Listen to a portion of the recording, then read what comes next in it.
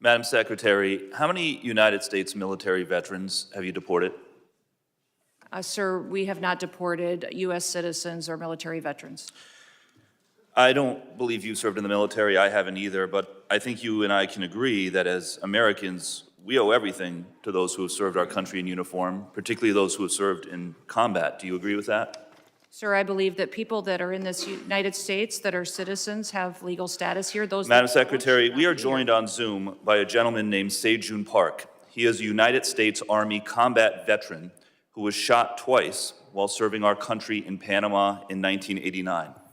Like many veterans, he struggled with PTSD and substance abuse after his service. He was arrested in the 1990s for some minor drug offenses, nothing serious. He never hurt anyone besides himself, and he's been clean and sober for 14 years.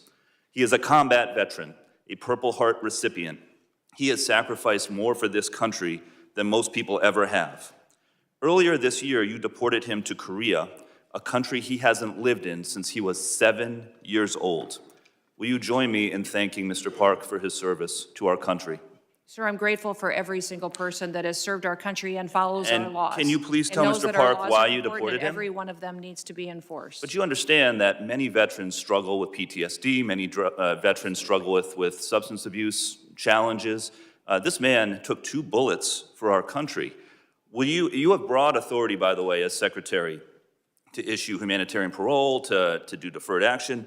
Will you commit to at least looking at Mr. Park's case to see if you can help him find a pathway back to this country that he sacrificed so much for? I will absolutely look at his case, but I want you Thank to you. remember that Madam our Secretary, the programs man need to have behind you, integrity as please well. stand up, sir. His name is Jim Brown from Troy, Missouri. He is a Navy combat veteran who served our country in the Gulf War. He's married to a woman named Donna, who came to our country legally from Ireland when she was 11 years old. She has lived here for 48 years. Because of you, Jim's wife, Donna, has been in prison for the last 4 months. She did not come here illegally, and she has never committed any crime other than writing 2 bad checks totaling $80 10 years ago. She is currently in prison and facing deportation. Ms. Noem, will you thank Mr. Brown for his service to our country? Thank you, Mr. Brown, for your service to our country. Now, what possible explanation can there be for locking up his wife for 4 months when she has committed no crime other than writing a couple of bad checks for $80?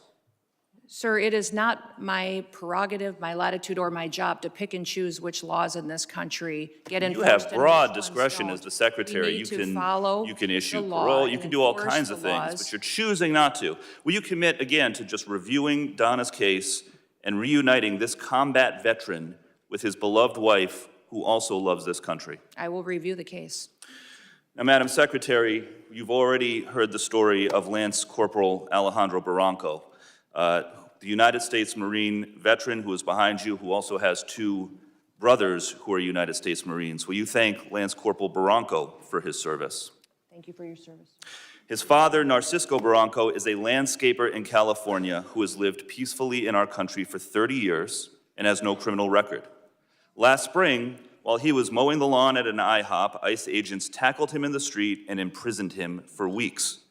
A peaceful, hard-working man who raised 3 sons to be United States Marines. We need men of that character in this country.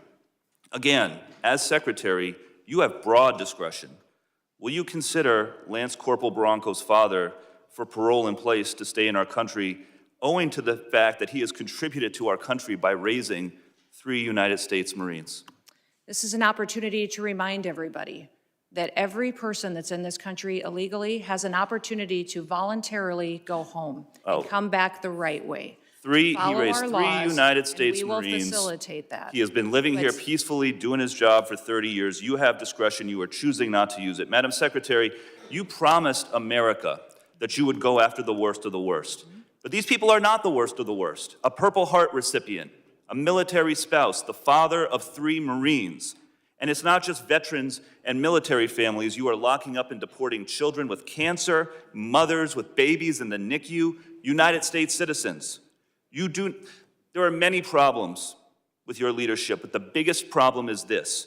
You don't seem to know how to tell the difference between the good guys and the bad guys. Go after the bad guys. Go after the terrorists. Do not go after veterans, Marines, children, Gentleman's United time's States expired. citizens. I yield Gentleman's back. time's expired. I